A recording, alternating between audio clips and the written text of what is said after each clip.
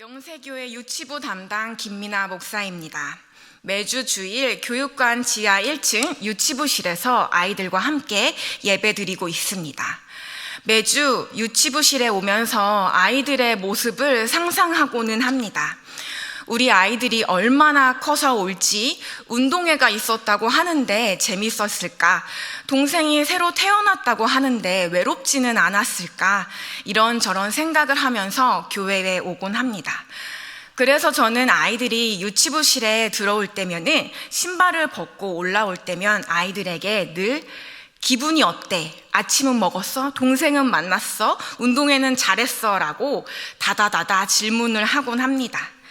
아이들은 물론 저를 보고 소리 지르면서 좋아하기도 하고 때로는 이 선생님이 오늘은 왜 이렇게 말을 많지? 하는 모습으로 저를 쳐다보기도 합니다. 아이들을 궁금해하는 이 마음은요, 저뿐만 아니라 유치부 선생님들도 마찬가지입니다. 하지만 선생님들과 저는 한 가지의 차이점이 있습니다. 선생님들은 신기하게도 아이들에게 직접 묻지 않아도 아이들의 기분을 미리 알고 계십니다. 때로는 선생님들은 저의 기분도 미리 알고 계시는 것 같습니다.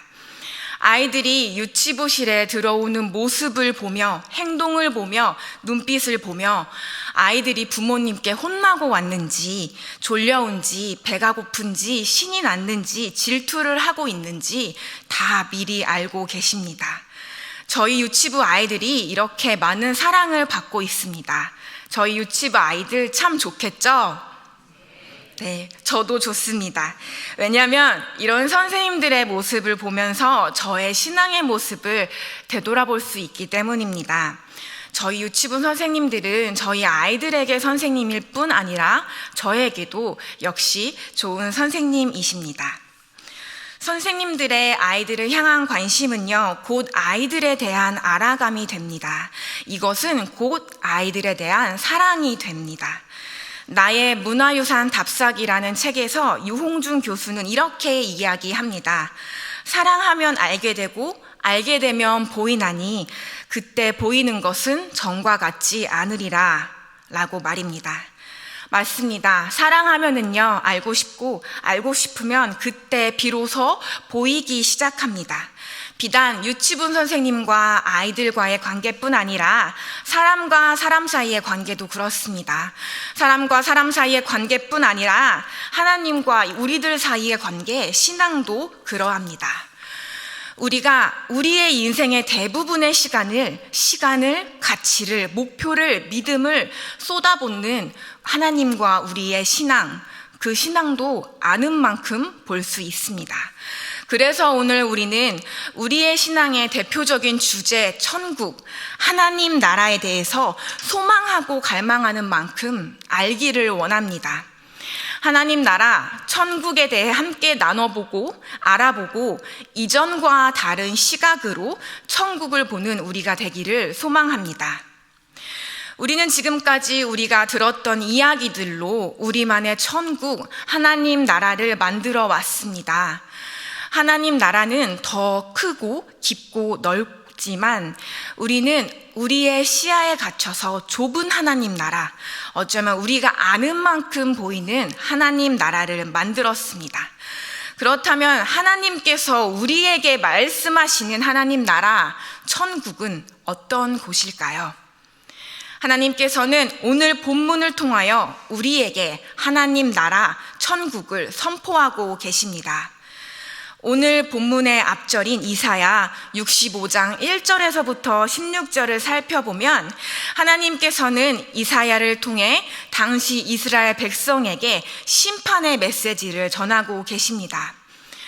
그 당시 이스라엘 백성들은 서로가 자신의 것만을 주장하는 이기주의가 팽배했습니다. 지도자들은 부패하였습니다. 이에 백성들은 더욱더 무기력해지고 하나님을 찾지 않는 상황이 되었습니다. 하나님께서는 이런 백성들에게 엄중히 경고하고 계십니다. 그러나 하나님의 말씀은 이런 경고와 심판으로만 끝맺지 않습니다.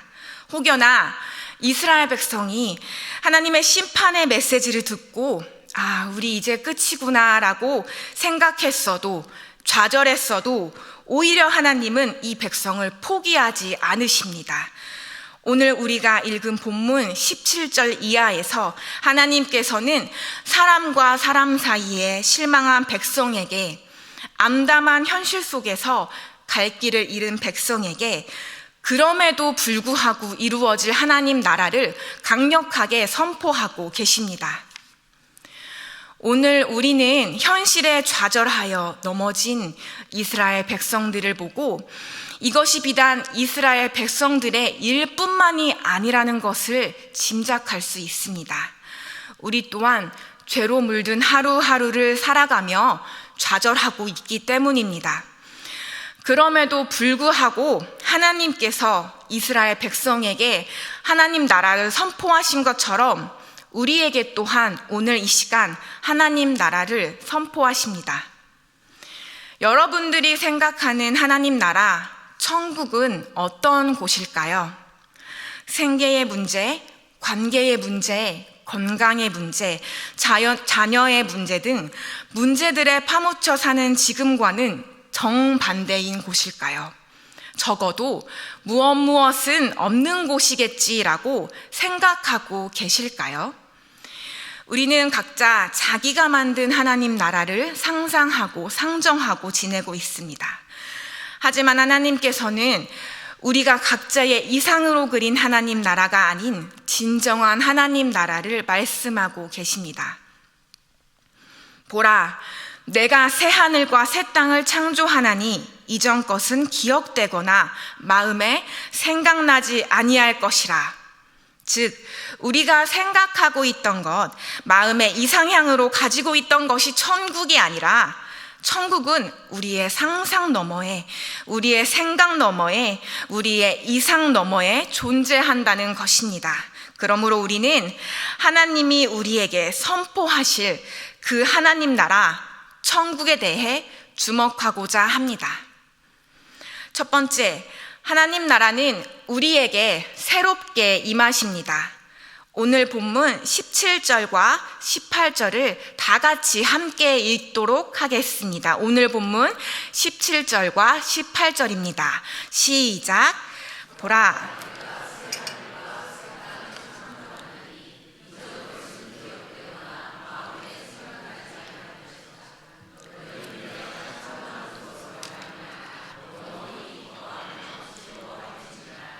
보라, 내가 예루살렘을 즐거운 성으로 창조하며 그 백성을 기쁨으로 삼고. 아멘.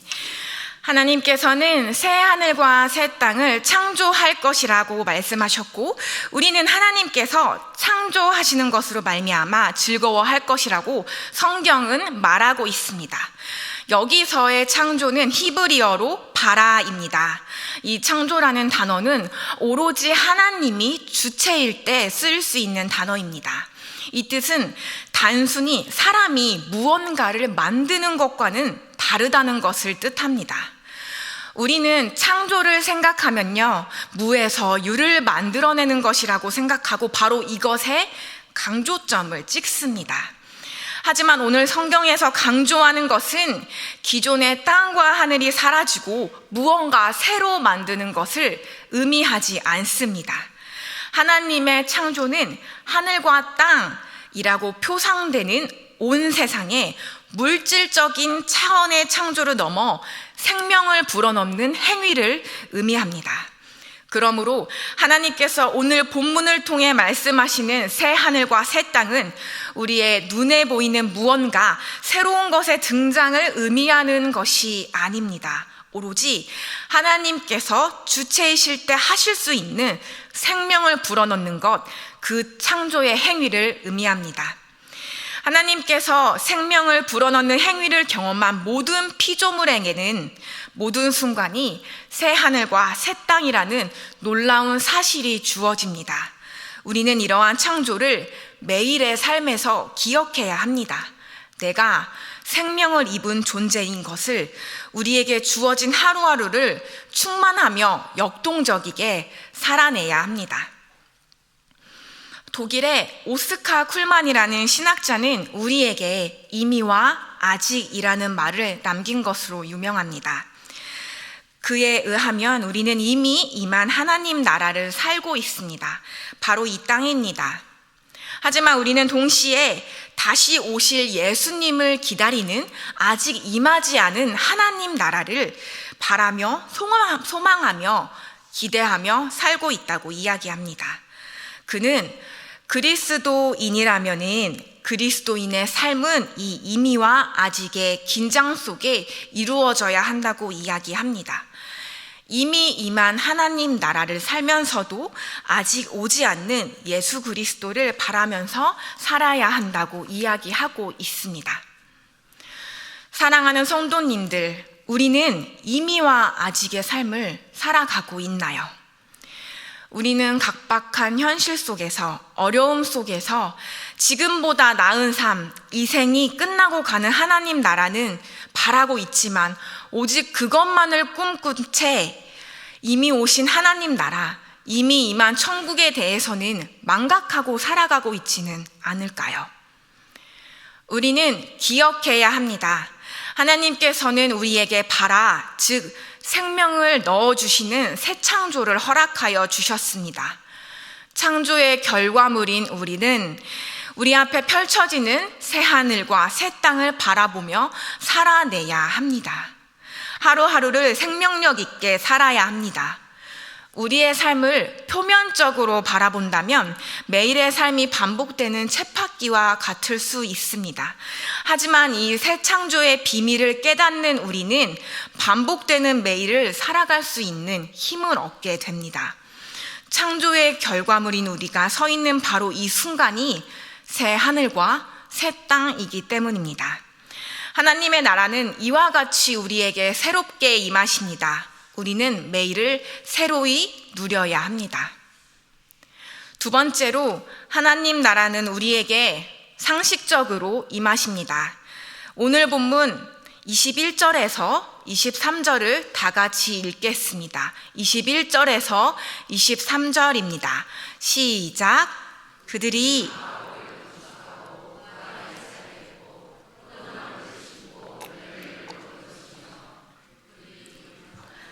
타인이 살지 아니할 것이며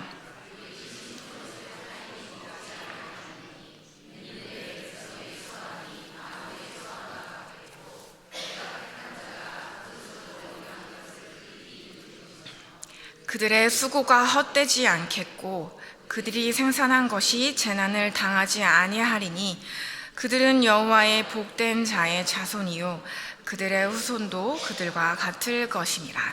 아멘. 이스라엘 백성은 바벨론의 포로로 잡혀갔습니다.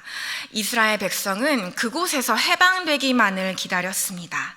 그리고 해방시켜 주실 것이라는 하나님의 말씀을 굳게 믿고 있었습니다. 하지만 해방의 날은 쉽게 다가오지 않았습니다. 이로 인해 이스라엘 백성은 점점 지쳐갔습니다. 그들은 하나님의 약속을 잊은 채로 살아갔습니다.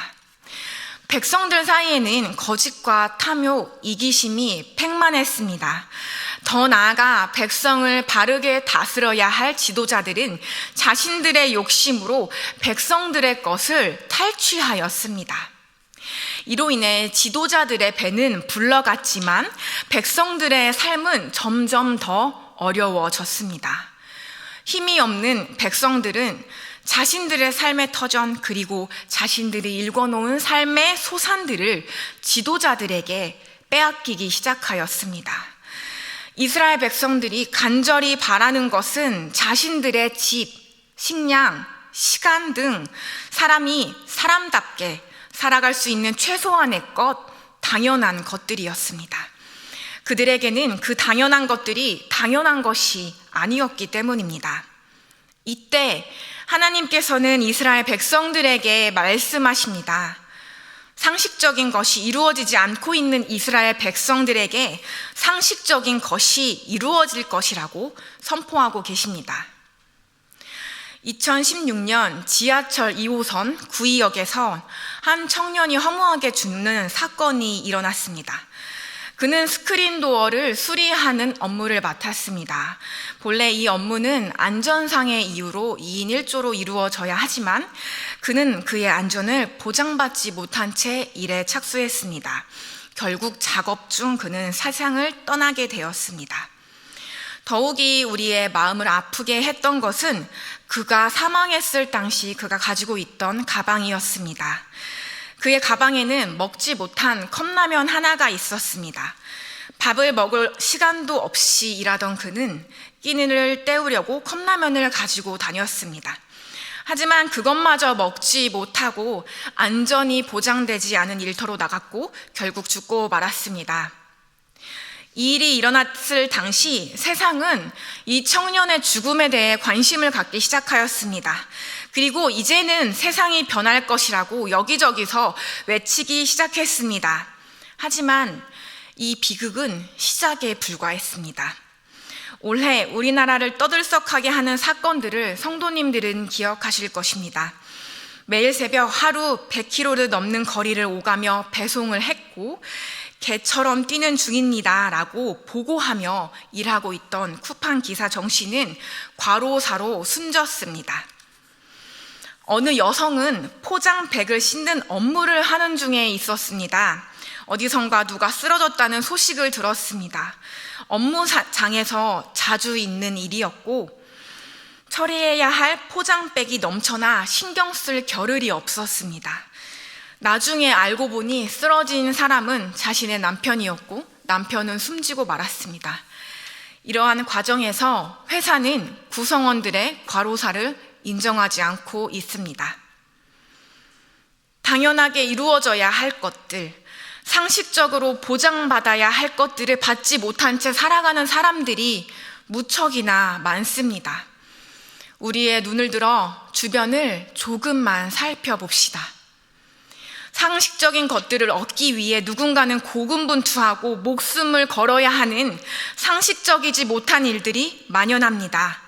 이러한 현실 가운데 하나님께서는 강력하게 선포하고 계십니다.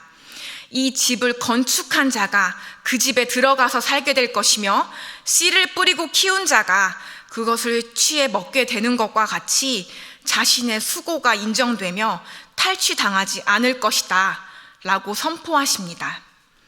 하나님께서 말씀하신 바로 이러한 곳이 하나님 나라이며 이곳에 하나님 나라가 임합니다. 그렇다면 사랑하는 성도님들, 오늘 우리는 각자의 삶의 자리에서 위치에서 상식적으로 임하신 하나님 나라를 우리의 삶 가운데 재현하고 실현하고 실천해내야 할 것입니다. 하나님 나라는 상식적으로 우리에게 임하십니다. 마지막으로 하나님 나라는 함께하는 곳에 임하십니다. 오늘 본문 24절과 25절을 다 같이 읽겠습니다. 24절과 25절입니다. 시작. 그들이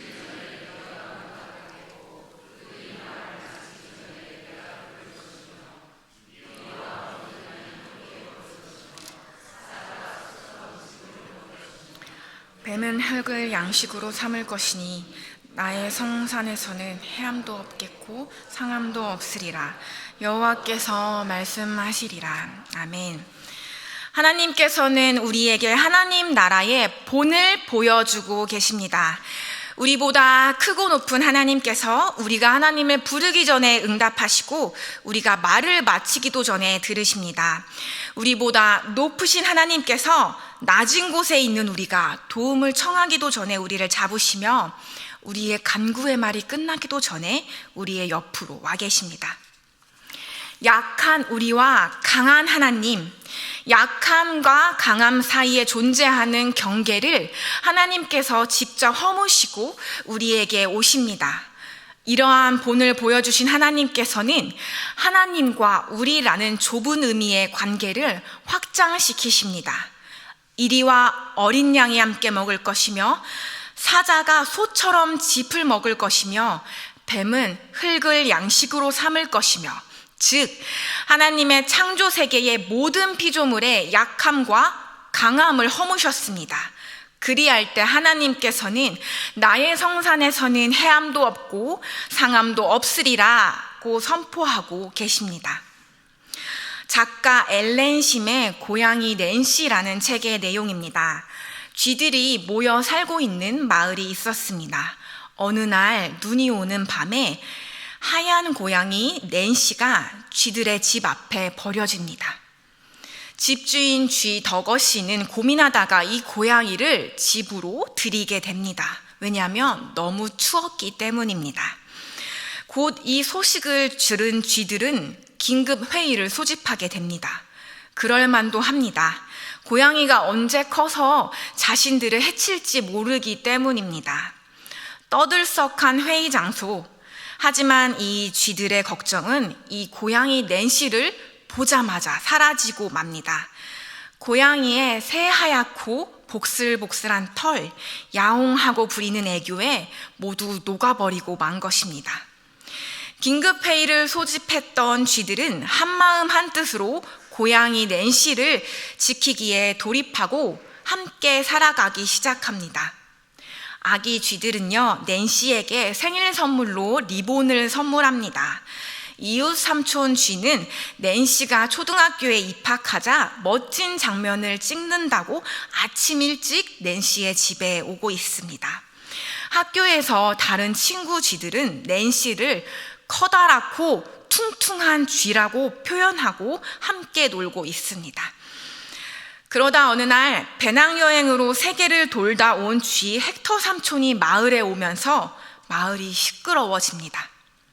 삼촌은 아이들 쥐가 고양이와 함께 놀이터에서 놀고 있는 것을 보자 버럭 화를 내고 있습니다. 저것이 도대체 무슨 일입니까? 라고 화를 내고 맙니다. 그러자 쥐들의 부모가 이야기합니다. 낸시요 라고 말입니다. 삼촌은 얘기합니다. 아니, 이름 말고요 라고 말합니다. 그러자 아이들의 부모님은 한마디씩 더 이야기합니다. 우리 아들 친구요. 덕어씨네 딸이잖아요. 쟤는 참 귀여워요 라고 말입니다. 헥터 삼촌이 아무리 이야기해도 소용이 없었습니다. 마을의 쥐 모두는 고양이 낸시를 낸시 그 자체로 받아들였기 때문입니다. 그들에게 낸시는 고양이가 아니라 그저 낸시였습니다. 쥐가 살고 있는 마을에 들어온 고양이, 그리고 그런 고양이를 거둬들인 쥐, 그리고 자신의 천적과 함께 살아가고 있는 쥐들의 마음, 참으로 어리석지 않습니까? 사랑하는 성도님들, 이런 어리석은 쥐의 모습, 오늘 하나님께서 우리에게 말씀하시는 하나님 나라의 모습입니다. 하나님께서 먼저 우리를 이렇게 대해 주셨습니다. 헥터 삼촌이 밖에서 저게 도대체 뭐냐고요? 라고 소리칠 때 낸시를 그저 낸시라고 받아들였던 쥐들처럼 하나님께서도 우리를 우리 그 자체로 받아들여 주십니다. 우리가 우리에기에, 내가 나이기에 묻지도 않고 그대로 인정해 주시고 받아들여 주시고 함께 해 주십니다. 하나님이 먼저 보여주신 이 모습을 따라 우리도 이렇게 살아가야 합니다. 함께 살아가야 합니다. 하나님이 그리 인정하신 것처럼 다른 어떠한 것을 따지지 않고 그저 존재 그대로 타자를 인정하고 함께 살아가라고 말씀하십니다. 하나님의 나라는 함께하는 곳에 임하십니다. 하나님께서는 사랑하는 아들 예수를 이 땅에 보내셨습니다. 이미 부모이신 성도님들께서는, 그리고 부모는 아니지만 부모의 사랑을 경험한 자녀인 저는 감히 이렇게 말할 수 있을 것입니다. 부모는 자식에게 가장 좋은 것만을 주고 싶다. 바로 이것이 부모의 마음이라고 말입니다. 그런 하나님께서 예수님을 이 땅에 보내셨습니다. 가장 좋은 것만 주고 싶은 하나님이 예수님을 이 땅에 보내신 것입니다. 왜냐하면 이 땅은 하나님께서 지으신 하나님 나라이기 때문입니다. 그런데 우리는 하루하루의 삶이 버거워 혹은 목적 없이 흐르는 시간이 허무해 이 땅에서의 하나님 나라를 누리지 못하고 살아가고 있는 것은 아닐까요? 마치 이 땅을 얼른 벗어버려야 하는, 떠나야만 하는 의미 없는 공간으로 여기고 있지는 않을까요? 사랑하는 영세교회 성도님들, 하나님께서는 현재의 삶을 힘겨워하는 우리들을 향하여 하나님 나라를 선포하고 계십니다. 하나님께서는 욕심과 탐욕스러운 세상 가운데 좌절한 이스라엘 백성에게 말씀하시듯 이 힘든 세상을 살아가고 있는 우리에게도 말씀하십니다. 하나님께 생명을 부여받은 우리는 하나님의 생명이 이미 넘쳐나는 이 땅에 하나님 나라를 깨닫고 살아내야 할 것입니다. 보라, 우리에게 새롭게 임하시는 하나님 나라를, 보라, 우리에게 상식적으로 임하시는 하나님 나라를, 보라, 우리가 함께할 때 임하시는 하나님 나라를. 다 같이 기도하겠습니다. 하나님, 이 아름다운 가을날 우리가 함께 모여 하나님의 말씀을 나누었습니다. 우리가 하나님의 나라를 살며 하나님의 나라를 꿈꾸며 살아갈 수 있게 하여 주시옵소서. 새로이 시작되는 아침에 눈을 뜨고 우리에게 허락되는 하루의 삶을 감사로 여기며 하루하루를 충만히 살아갈 수 있게 하여 주시옵소서. 또한 우리가 우리 자신에게만 향해 있는 눈을 돌려 우리 주변을 살필 수 있게 하여 주시옵소서. 타자의 얼굴을 볼 수 있는 눈을 들어주시고 타자의 울음소리를 들을 수 있는 귀를 주시옵소서. 그들을 잡아줄 수 있는 손을 허락하여 주시옵소서. 무엇보다 예수 그리스도의 마음을 우리에게 주시옵소서. 하나님이 우리를 우리 자체로 인정해 주신 것처럼 우리 또한 타자를 그런 넉넉한 마음으로 인정하고 받아들일 수 있게 하여 주시옵소서. 다름을 틀림으로 받아들이는 것이 아니라 오히려 다름이 세상을 풍성하게 만드는 것이라는 것을 깨달을 수 있는 우리가 되게 하여 주시옵소서. 하나님, 이 땅이 하나님 나라가 되길 원하며 우리 영세교회 가족들이 이 땅을 하나님 나라로 만들어가는 그리스도인이 되길 원합니다. 우리에게 지혜와 용기를 주시옵소서. 예수님의 이름으로 기도드립니다. 아멘.